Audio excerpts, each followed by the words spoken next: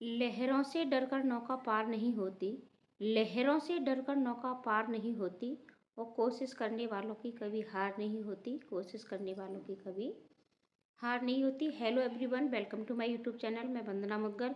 तो आज हम चर्चा करेंगे कि अब आपके पास मात्र 20 दिन बचे हैं, और इन 20 दिनों में ऐसा क्या करें कि आपका यूपी टेट पहली बार में ही क्लियर हो और 100% हो, और एक अच्छे स्कोर के साथ हो। तो देखो, अब सबसे ज़्यादा आपको क्या करना है। सबसे ज़्यादा, अगर आप पेपर फर्स्ट की तैयारी कर रहे हैं और आप पेपर सेकंड की तैयारी कर रहे हैं, या फिर आप दोनों की तैयारी कर रहे हैं, ठीक है, तो दोनों की अगर आप तैयारी कर रहे हैं या फिर आप एक की तैयारी कर रहे हैं, आपको सबसे ज़्यादा आपको पीवाईक्यू की प्रैक्टिस करनी है। और यूपी टेट में कई बार सेम टू सेम, यानी वही के वही प्रश्न जो पिछली सालों में पूछ लिए जाते हैं। तो आपको ज़्यादा से ज़्यादा प्रश्नों की यानी पीवाईक्यू की प्रैक्टिस करनी है। जो प्रीवियस ईयर्स के आपके प्रश्न पत्र हैं उनकी प्रैक्टिस करिए, कम से कम 10 साल के। अभी आपका 2026 चल रहा है, ठीक है, 26 में हुआ नहीं है, 24 में या शायद आपका ये 22-23 के करीब हुआ था, ठीक है। उसके बाद आपका यूपी टेट तब से नहीं हुआ है, और तो आपको 22 से लेकर के आगे के, ठीक है, वहाँ तक के आपको उठाने हैं। 19 वाला, 18 वाला, 17 वाला, 11 वाला, इस तरीके से आपको 10 साल के प्रैक्टिस सेटों की जम के तैयारी करनी है। एक ही प्रैक्टिस सेट को कम से कम 3 बार लगाना है। अब आप बोलोगे ऐसा क्यों करना है? क्योंकि पहली बार में अगर आप लगाते हो प्रैक्टिस सेट, तब आपको ये पता चलता है कि आपने कितने प्रश्न आपके गलत गए, किस टॉपिक से गए। फिर उन टॉपिकों को क्लियर करिएगा, और उन टॉपिकों को क्लियर करने के बाद फिर से उस प्रैक्टिस सेट को लगाइएगा। फिर देखिएगा उसके बाद फिर कितने टॉपिकों से आपके कितने प्रश्न गलत जाते हैं, फिर से लगाइएगा। जब आप तीसरी बार उसी प्रश्न पत्र को लगाते हो, तब आपके जो एक्चुअल नंबर होते हैं, ठीक है, वो निकल के आते हैं। तब आपको रियल ये पता चलता है कि हाँ, हम इतना इसको सॉल्व कर सकते हैं, और कौन सा हमारा सब्जेक्ट वीक है, उस सब्जेक्ट पर अब आप ज़्यादा ध्यान दे सकते हो। और देखो, आपकी 2 भाषाएं पूछी जाती हैं, तो भाषा के सेक्शन में यूपी टेट में आपके ग्रामर बेस्ड ज़्यादा चीज़ें पूछी जाती हैं। तो अगर आपने हिंदी इंग्लिश लिया है, तो हिंदी के जितने भी ग्रामर के टॉपिक हैं उनको क्लियर करें। जैसे अलंकार है, संधि है, समास है, ठीक है, आपकी संज्ञा, सर्वनाम, बहुवचन, विशेषण, पर्यायवाची। और इसके साथ साथ आपने अगर इंग्लिश ली है, तो इंग्लिश में आपके एक्टिव पैसिव हैं, टेंस हैं, ठीक है, कुछ ग्रामर के सब्जेक्ट आपके नाउन, प्रोनाउन, ये सारी चीज़ें आपको यानी ग्रामर आपको दोनों की आप 5-5 दिनों में अपने सिलेबस को डिवाइड करिएगा कि 5 दिन हमें सिर्फ और सिर्फ दोनों लैंग्वेज की ग्रामर और बाकी की चीज़ें, लेखक हैं आपकी, यानी राइटर वगैरह, ये सारी चीज़ें पूछी जाती हैं।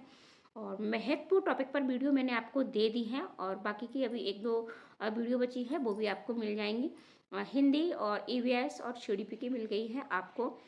कल या परसों में एसएसटी और साइंस मैथ के भी टॉपिक मिल जाएंगे। तो इस तरीके से आप महत्वपूर्ण टॉपिक सर्च कर सकते हैं। और देखिएगा प्रीवियस ईयर्स के, अगर आप जब प्रश्न पत्र को ज़्यादा से ज़्यादा प्रैक्टिस करते हो, ठीक है, तब आपको वहाँ से भी पता चल जाएगा कि किस टॉपिक से ज़्यादा प्रश्न बनते हैं। सीडीपी को थोड़ा अच्छे से पढ़ लीजिएगा, जिसकी सीडीपी मजबूत हो जाती है और लैंग्वेज पर पकड़ बन जाती है, उसका सीटेट अच्छे से उसका यूपी टेट अच्छे से पास हो जाता है। तो ज़्यादा से ज़्यादा प्रैक्टिस लगाइए, ये आपका पहला पॉइंट हो गया। फिर इसके साथ साथ अगर आप पेपर फर्स्ट की तैयारी कर रहे हैं, तो आप कक्षा 3 से लेकर के 5 तक की जो एससीईआरटी बुक्स होती हैं, एनसीईआरटी नहीं, एससीईआरटी, जो यूपी के स्कूलों में पढ़ाई जाती हैं, ठीक है, मैं स्क्रीन पर लगा देती हूँ। ये वाली बुक आपको अवश्य ले लेनी है, ठीक है। यानी इन बुकों से नोट्स मिल जाते हैं, तो नोट्स ले लीजिएगा, वरना इन बुकों से आप पढ़ लीजिएगा, पीडीएफ डाउनलोड कर लीजिएगा। और बच्चों पे मिल जाती हैं, आपके आसपास बच्चे होते हैं वहाँ से। और ईवीएस की बुक पढ़ लीजिएगा, साथ ही साथ जो भी बुक हैं उनको पढ़ लीजिएगा। अगर आप पेपर 2 की तैयारी कर रहे हैं, चाहे आप साइंस के हैं, चाहे आर्ट्स के हैं सब्जेक्ट, ठीक है, अगर आपको बुक मिल जाती है 6 से 8 तक की, तब तो आप उन्हें पढ़ लीजिएगा। लेकिन अब इतना आपके पास टाइम नहीं है, तो आप लूसेंट बुक आपके पास अवश्य होनी चाहिए।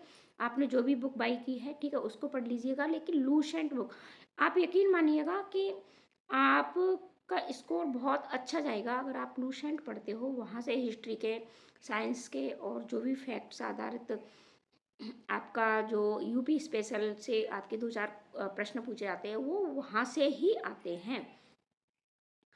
आपको अपना सिलेबस अवश्य पता होना चाहिए, कोई भी टॉपिक आपका छूटना नहीं चाहिए कि वो टॉपिक आपने पढ़ा ही नहीं हो, उस टॉपिक से वहाँ जा कर के प्रश्न आ जाए। एक एक नंबर की वैल्यू होती है, ठीक है। देखो 90 नंबर लाना कोई ज़्यादा बहुत बड़ी बात नहीं है, लेकिन कभी कभी हो जाता है। अब क्या करना है कि बहुत से बच्चों का देखो मैथ बहुत वीक होता है, तो मैथ में भी जो सरल टॉपिक हैं उन पर पकड़ बनाइएगा। वहाँ से आपके 10 से 12 प्रश्न बनते हैं, ठीक है। अगर आप इतना वहाँ कर लेते हो तो फिर बाकी की और चीज़ों पर पकड़ बनाइएगा, मजबूती बनाइएगा, तो वहाँ से हो जाते हैं। ईवीएस की बात करें और चाहे आप ईवीएस फर्स्ट पेपर की बात करें, चाहे सेकंड पेपर की बात करें, ठीक है।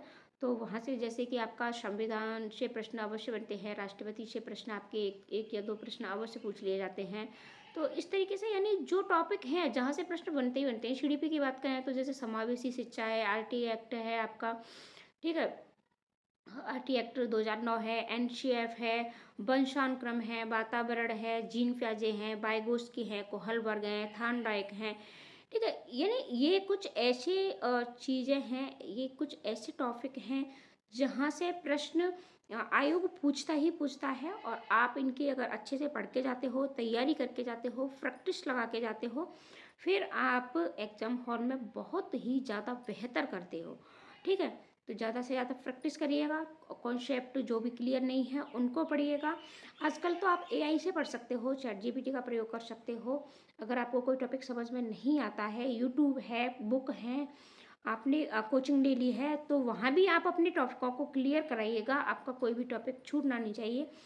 रिवीजन, देखो आपने जितना भी पढ़ा है, ठीक है, मेन पॉइंट होता है किसी भी एग्जाम को पास करने का, ठीक है। किसी भी एग्जाम को पास करने का एक सूत्र होता है, ज़्यादा से ज़्यादा आपको रिवीजन करना है, ठीक है। कॉन्सेप्ट क्लियर तो करना ही करना है, पढ़ना तो है ही है, ठीक है।